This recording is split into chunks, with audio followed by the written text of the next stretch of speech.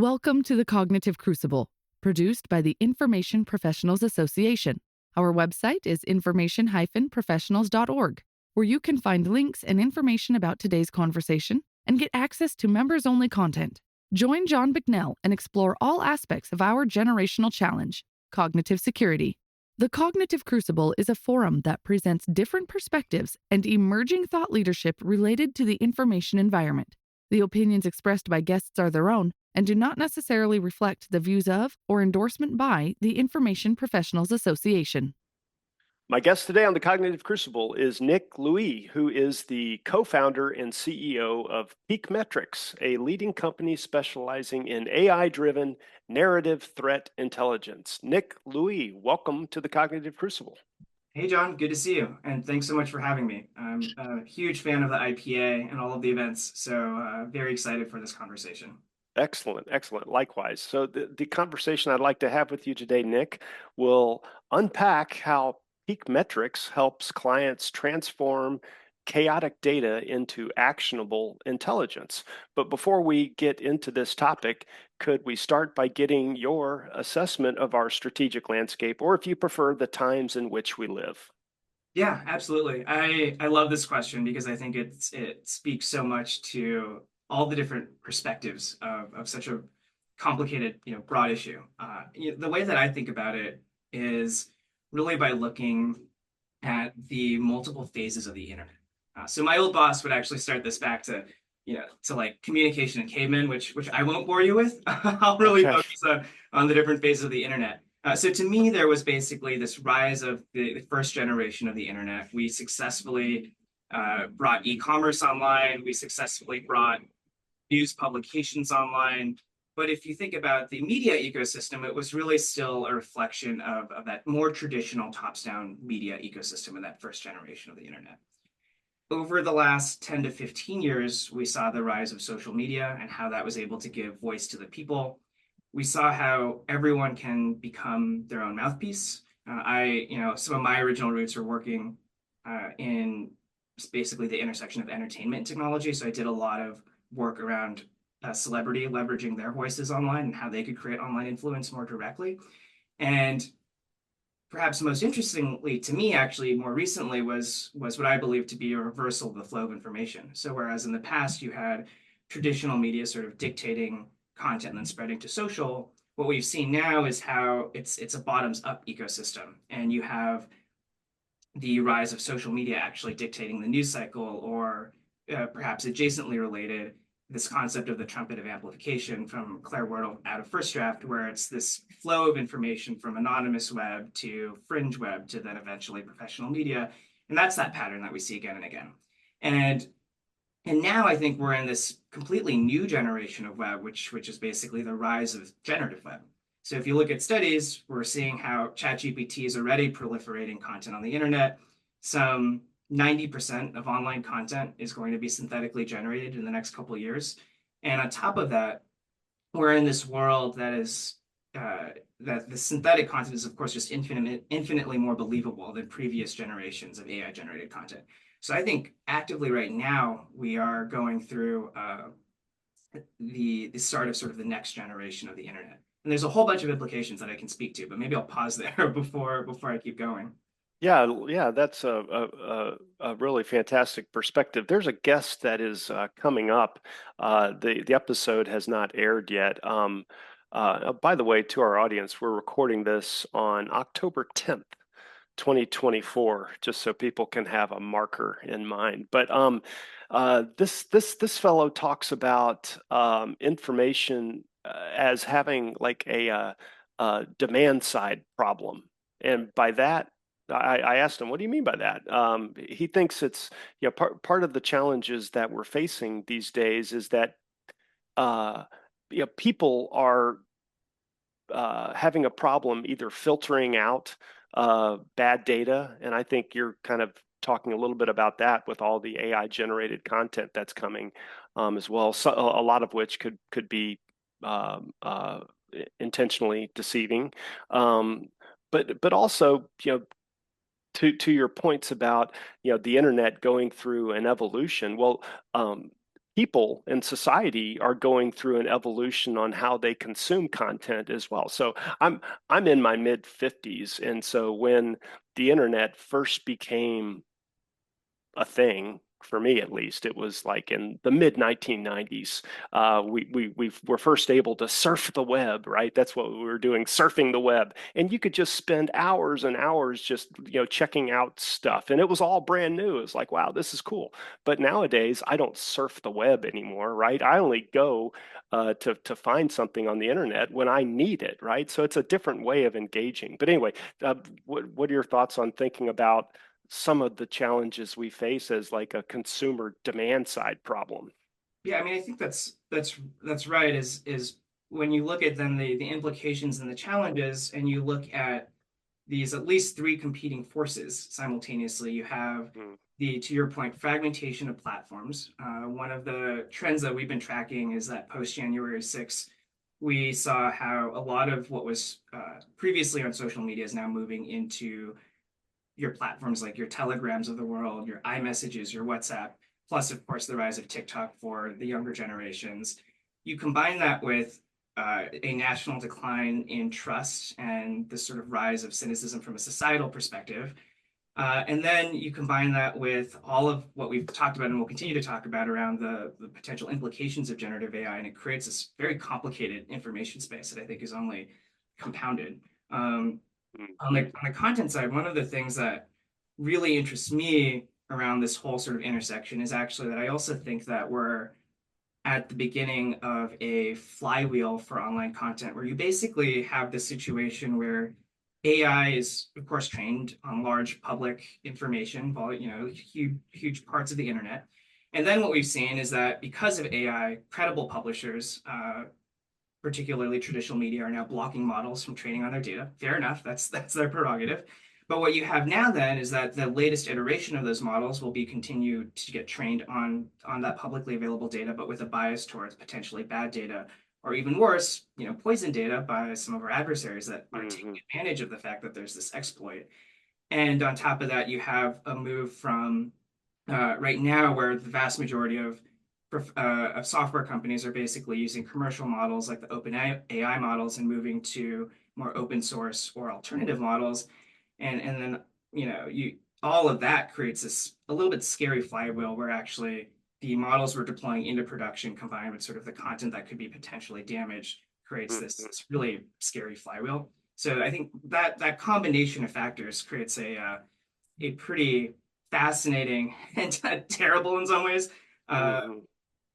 context for sort of the information environment as it's today. With all that Yeah. said, to be clear, I'm an optimist. I think that this is one of the Yeah. most exciting and fun times to be working in this space, but it is a really interesting challenge. Yeah, yeah. I guess as an entrepreneur, you have to be an optimist to a certain extent. Otherwise you wouldn't be thinking that you could add value or build something new and valuable that the marketplace will appreciate. So Yeah, for some sure on that. combination probably of optimism, depth of knowledge, and a little delusion, right? That's It's right. it makes Hey, hey, entrepreneurship. right. I 100% on all that. Yeah, and totally agree with you too. Again, back to I like the way you're looking at things as a like an evolution, or starting things off as looking at things evolutionary, in that people would once just freely or not even realizing that they're giving their data away to now people realize it, and now people are starting to do something about it.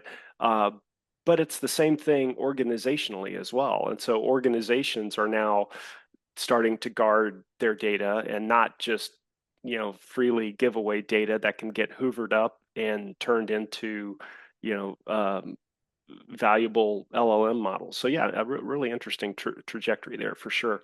Um, uh, I wanted to get your thoughts on, uh, you know, speed the way things are today. So we've all heard the phrase that knowledge is power. And I think this is kind of maybe building off of some of the stuff you were just talking about. But in today's world, it feels more like speed is power. And so how does the sheer volume and velocity of information challenge decision makers? And how can actionable intelligence help them regain control?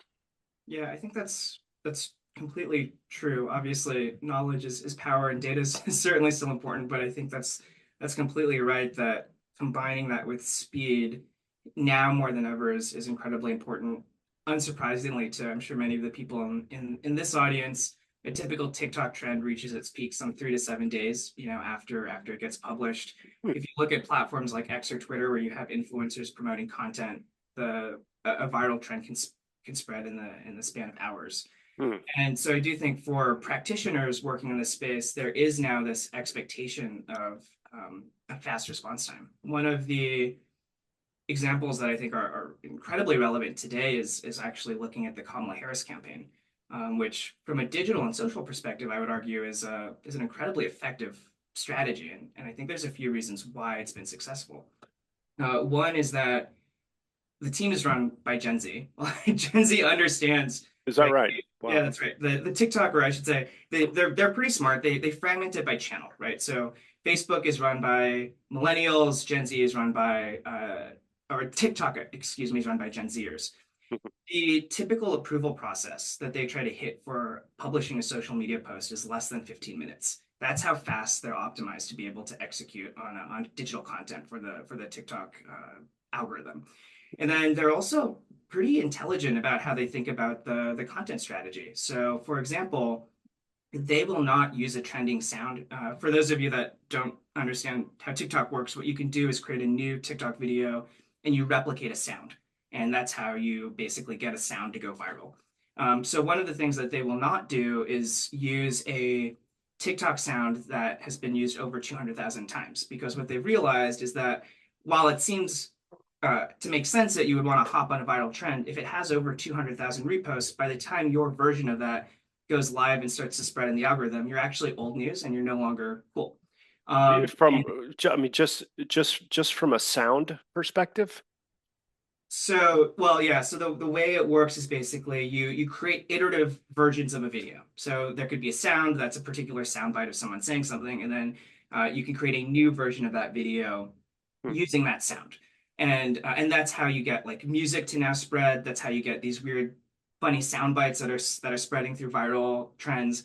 But that's right. Basically, if it's been used too many times, then the perspective of the campaign is basically, well, by the time our video goes viral potentially, it actually makes us look no longer cool. So we Hmm. have to have a different content strategy. I think I see. Huh.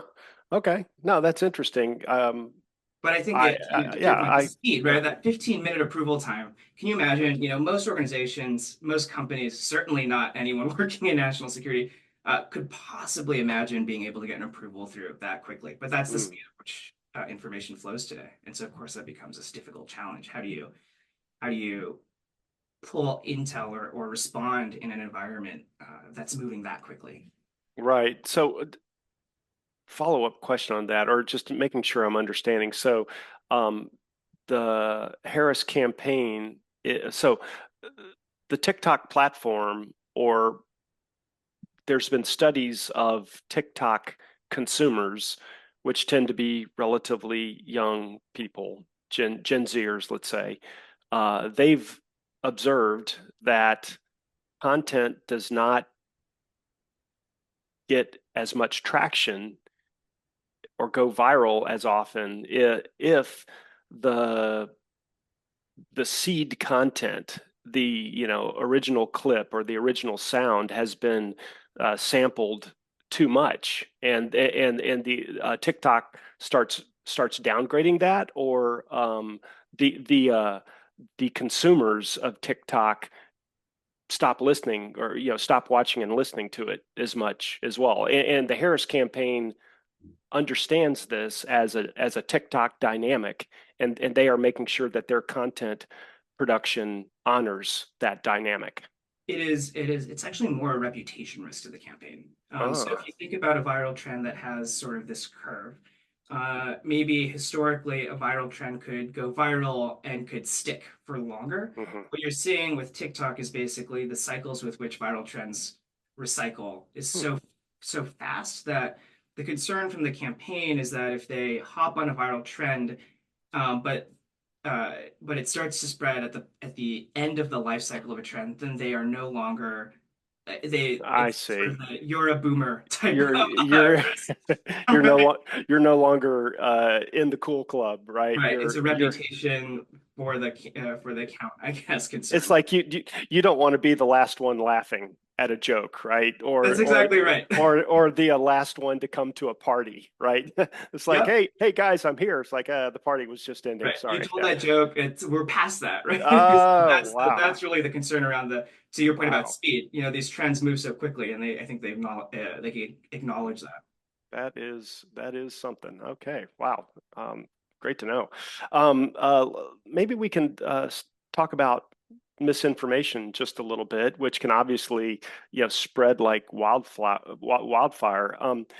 Do you have any real world examples or thoughts about how delayed insights have either led to a crisis, or how actionable intelligence could have changed the outcome in a misinformation context? Yeah, I mean, I think if we do a lot of work in this space of understanding, I'll call it spread of information. I Hmm. think Hmm. our particular perspective is looking primarily actually at online trends, and for our particular vantage point, we are less concerned or interested in the concept of, for example, true versus false. Our perspective is really, if you're a practitioner working in this space, how do you understand the trends that are spreading and why they're spreading and start to understand and break down those origination, those propagation patterns?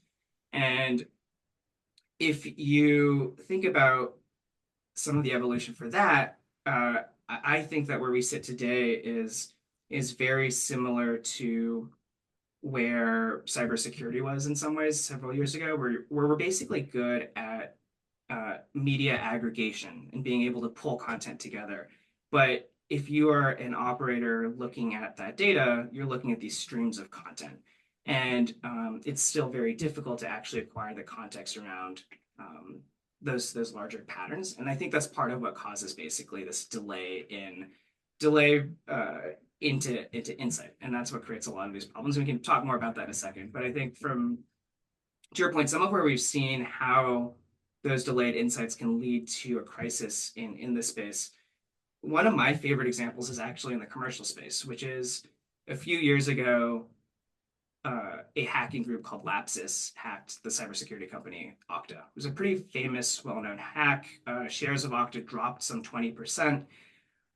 What was really interesting to me about that particular story was that there was a delay of first actually multiple months where Okta didn't actually make the disclosure. But then even when they made the disclosure, what happened was Lapsus created an entire social media campaign around the hack. So they Hmm. published screenshots on Telegram. They then started to post to Twitter.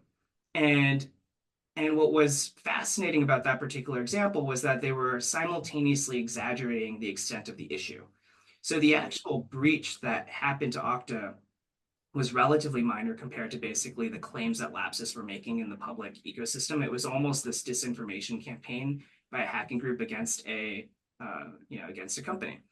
And in my particular opinion, if Okta had better intelligence about some of those early publications that Lapsus was putting out and realized that they were running basically the social media campaign against them and been more public and proactive about disclosing the information that they had, they could have controlled that narrative better.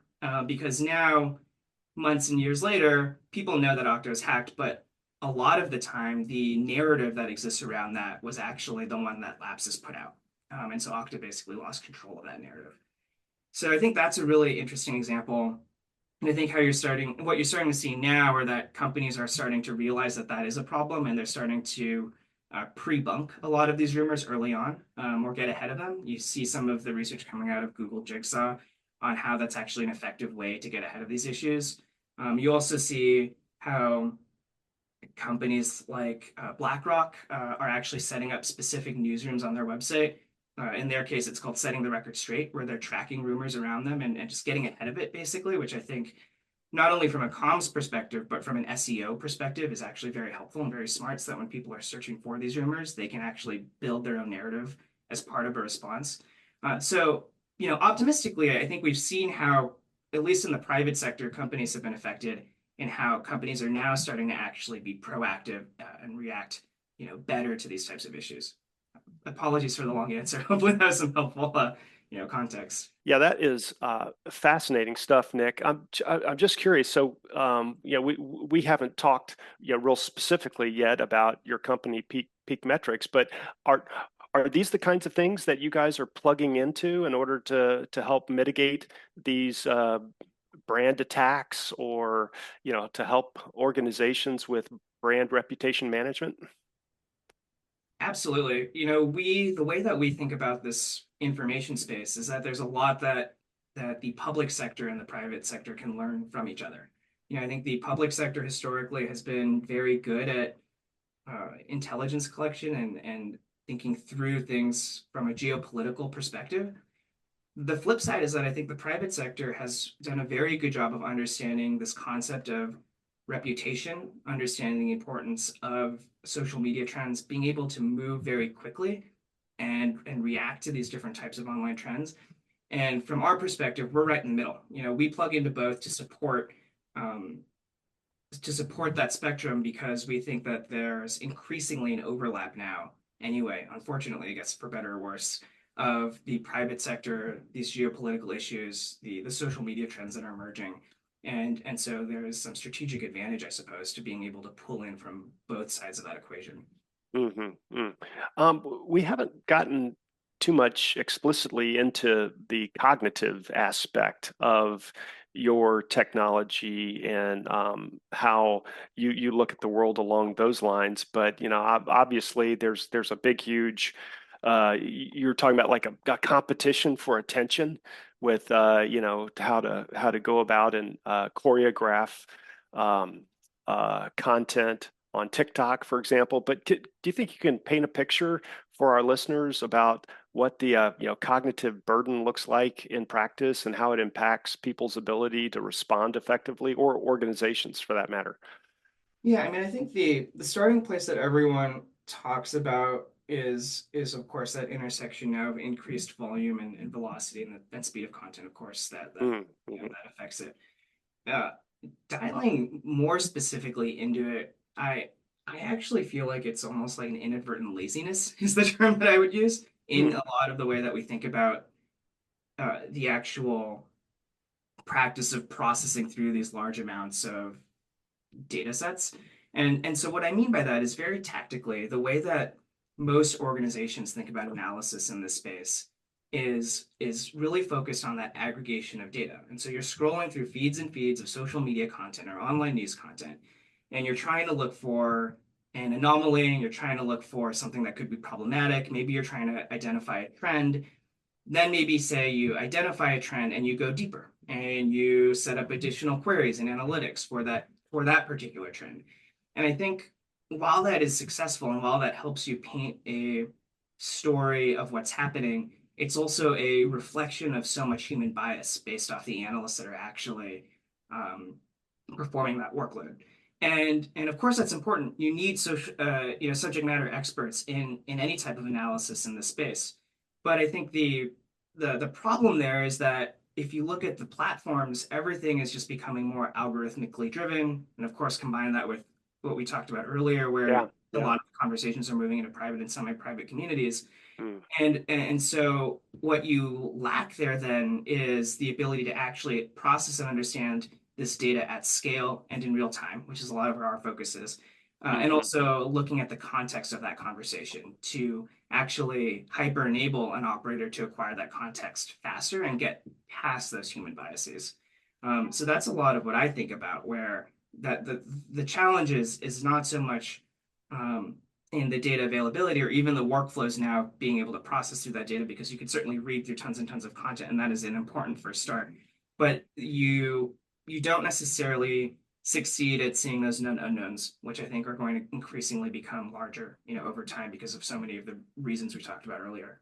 Hmm. It is, and is this something that Peak Metrics is helping customers grapple with? Yeah, that's a lot of what we think about is how do you then apply more effective uses of machine learning against that data to help. Well, I guess it's maybe if I take a step back, the way that we think about it is a pretty simple in many ways framework. It's detect, decipher, defend. So on the detect side, that's right. It's how do we help our clients better aggregate data from disparate sources, which again I think a lot of people can do to some degree.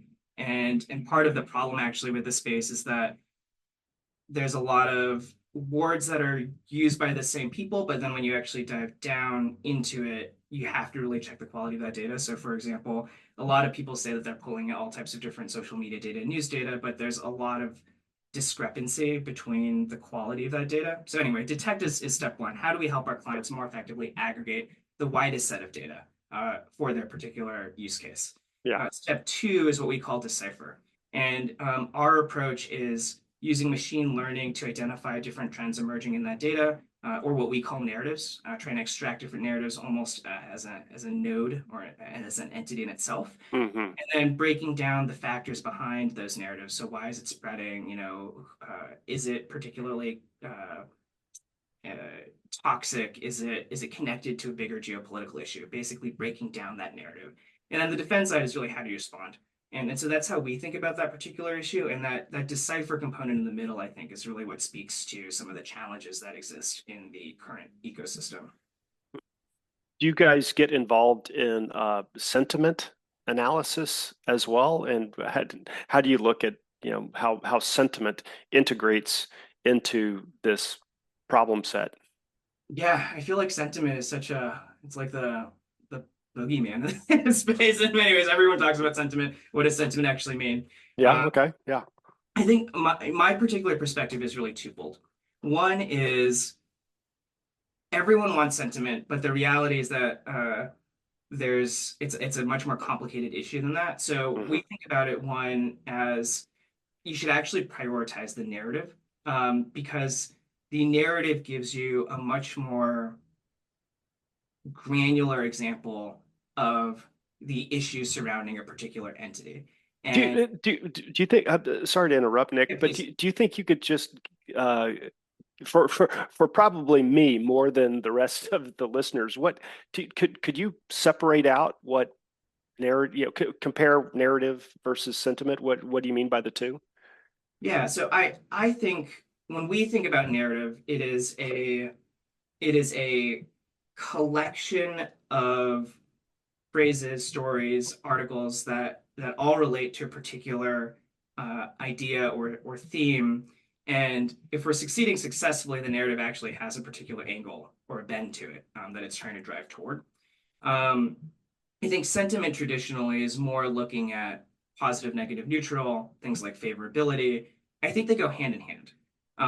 So would it be fair to say that uh, narrative is something that has some kind of intention behind it, or yeah, well, narrative well done, there is some sort of a purpose behind it. Yeah, correct. I would agree with that. Yeah, Huh. if you're successfully identifying and driving narrative, it's not just about aggregating content together. It's understanding basically the why behind Mm. the narrative. There's usually something more to it. Yeah, and presumably, um, narrative. But from what you were describing to me, it sounds like narrative is bigger than just sentiment, because perhaps a narrative campaign could have a number of different sentiments integrated throughout it, or complementary sentiment that doesn't necessarily mean that it's all good or all bad. Or there's some example I'm trying to think of here where um, like injecting disagreeability at appropriate moments can actually be helpful in kind of an odd way. Or it's almost like like even in cakes and cupcakes and sweet treats, um, the recipe calls for a little bit of salt, even Right, though right. salt is not the same thing as sugar, right? And so a mixture of sentiment can actually be helpful for an overall narrative campaign success. There's a question in there somewhere.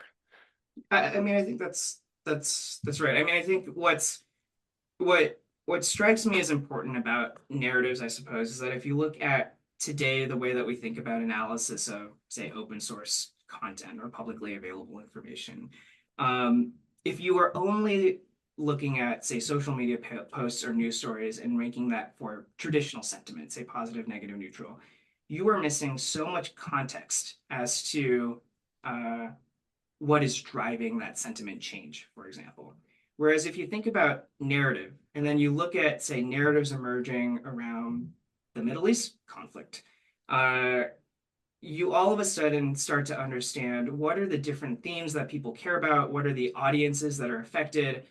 It's really getting at the why behind that, and then you can start to classify and say, okay, these are the set of narratives that are favorable to me as an organization. These are the set of narratives that are not favorable to me, and that's what actually can drive the insight and the response. And so that's where, when we think about sentiment, one, I think, is actually the importance of narrative as part of that, as part of that analytic, I suppose. And then two, more tactically, I think if you look at the question of sentiment, then yeah, it's more complicated than that. You have to look at actually not just positive, negative, neutral, but favorability. We're doing a lot of work now around building out specific favorability models based off of the who you are and what you're trying to accomplish. And I think this is where a lot of newer technologies like large language models are actually showing really uh, impressive um, numbers around their ability to actually contribute towards the sentiment problem. So from a technology perspective as well, it's a really interesting time to be looking at this question of sentiment. Okay, cool. So I believe you guys here relatively recently just launched a new capability where customers are able to identify threats in ways that have not been possible before. Do you think you could talk a little bit about that? Yeah, we're currently investing a lot of work into basically hyper enabling an operator to determine context quickly, I guess would be the way Okay, all right. I would Tell describe tell me that. more. Yeah, Um, excellent.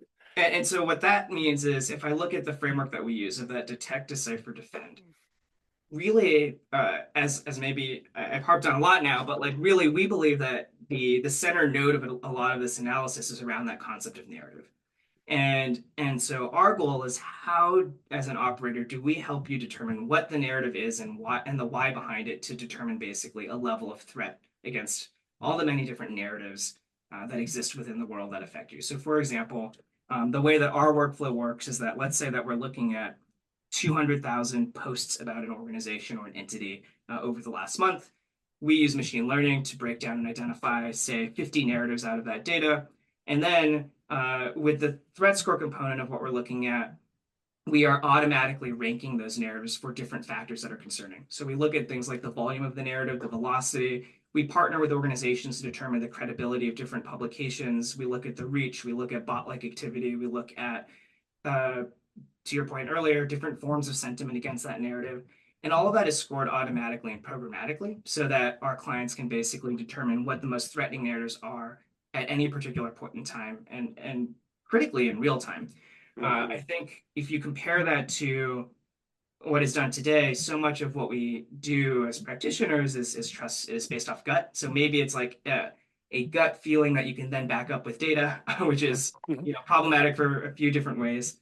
But also, if you're trying to create some type of scoring system manually, we see this in the corporate sector where companies will basically spend all of this resource to try and figure out a complex scoring system for how they actually are going to try and rank, a particular threat at a particular point in time.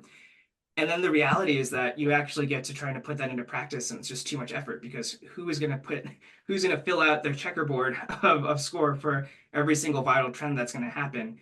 And so I'm really excited about this feature release around our ability to basically start to uh, automatically score these different emerging narratives and patterns again in real time, because I think with the speed, with the volume, with the lack of resourcing, we need to be relying more on machines and methodologies to support this content.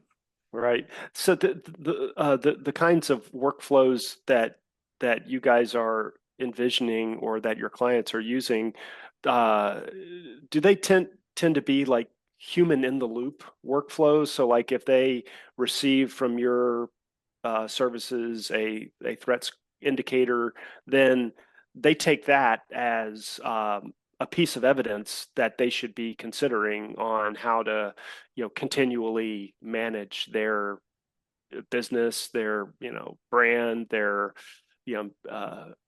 military operation, et cetera. Is that a good read? Yeah, I mean, I'm a firm believer, particularly at this particular moment in time, that a human in the loop is incredibly important, and we should be focused on hyper enabling an operator to be more efficient with their time and to basically reduce the time it takes for someone to discover something to actually respond. Yeah. I think there's people in our space that are trying to figure out at what point do you move more of that response side to automation.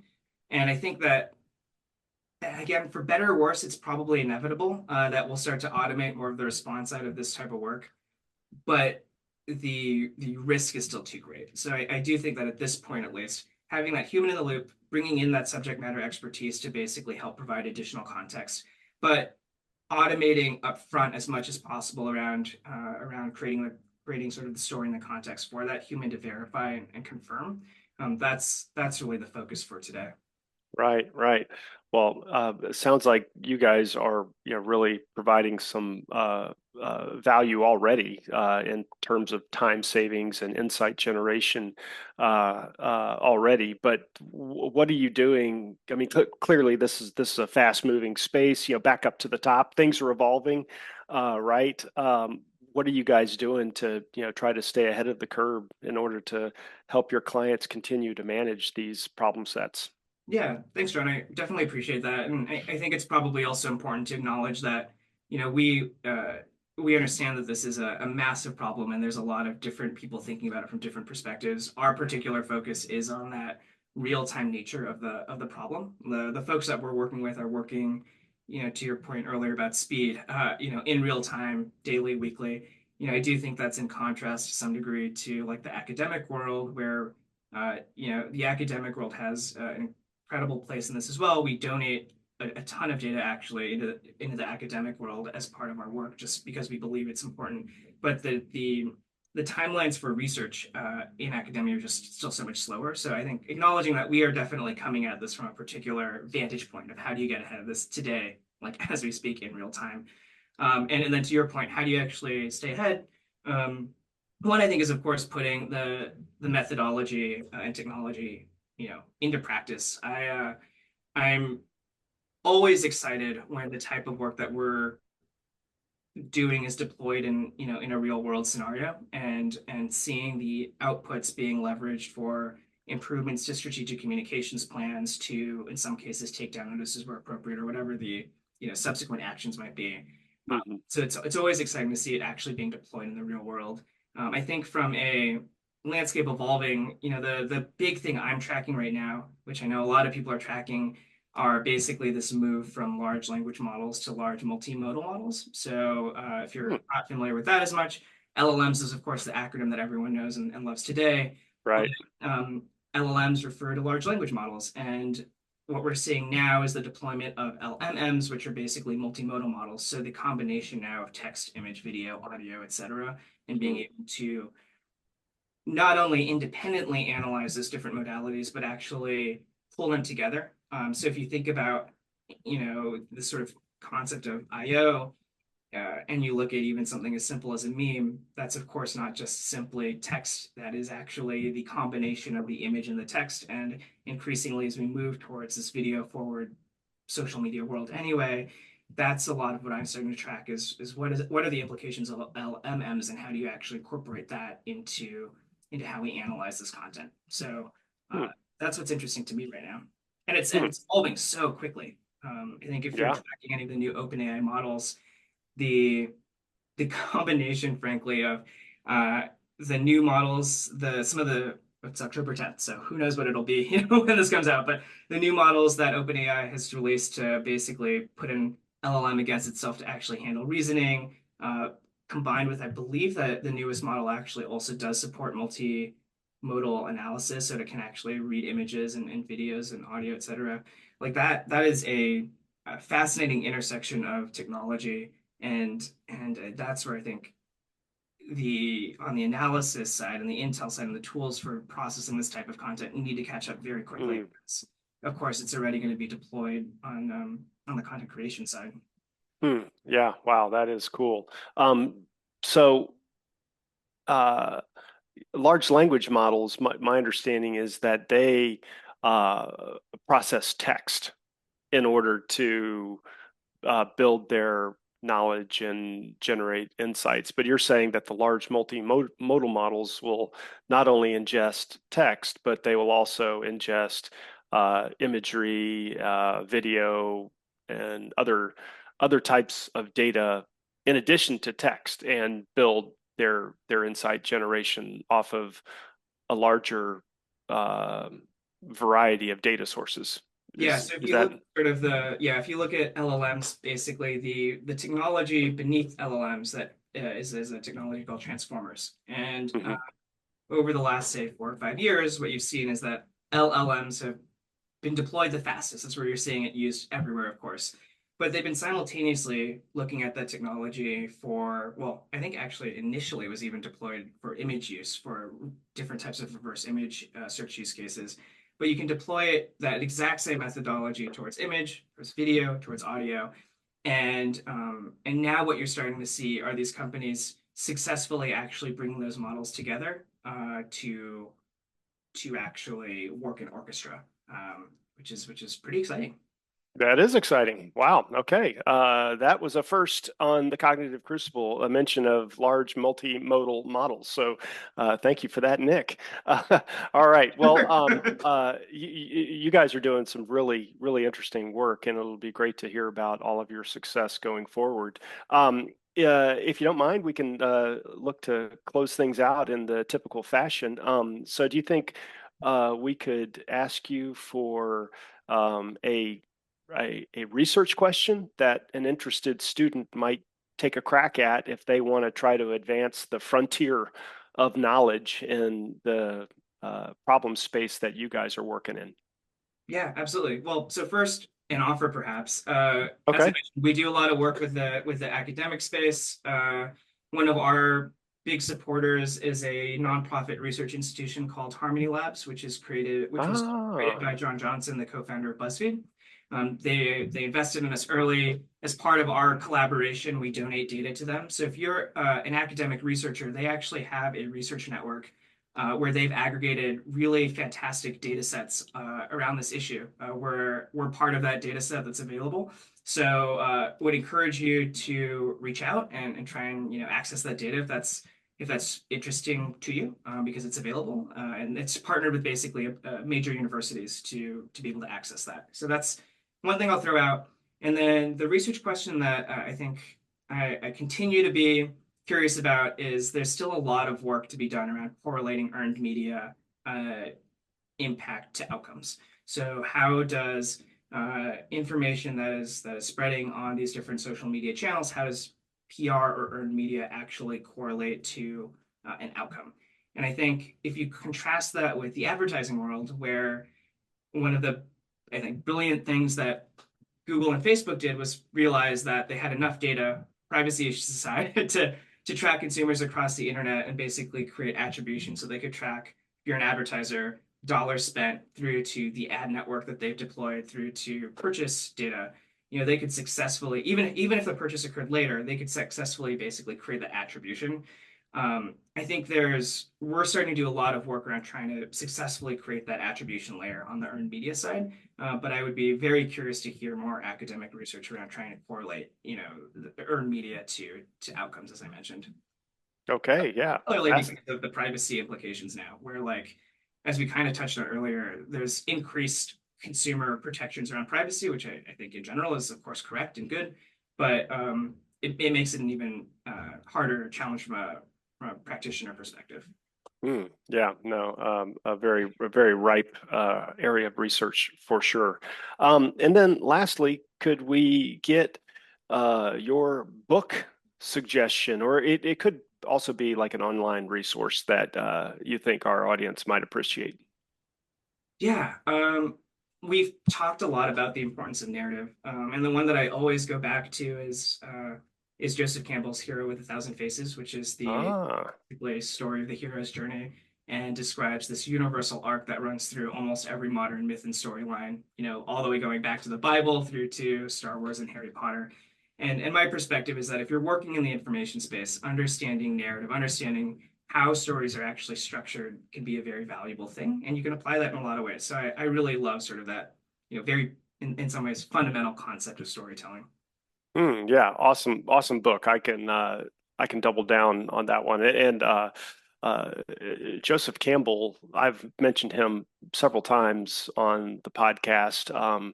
Was I don't know, maybe one of my inspirations for this whole portion of my life and Is that right? being yeah. I thought that just his life's work in general I found pretty inspiring.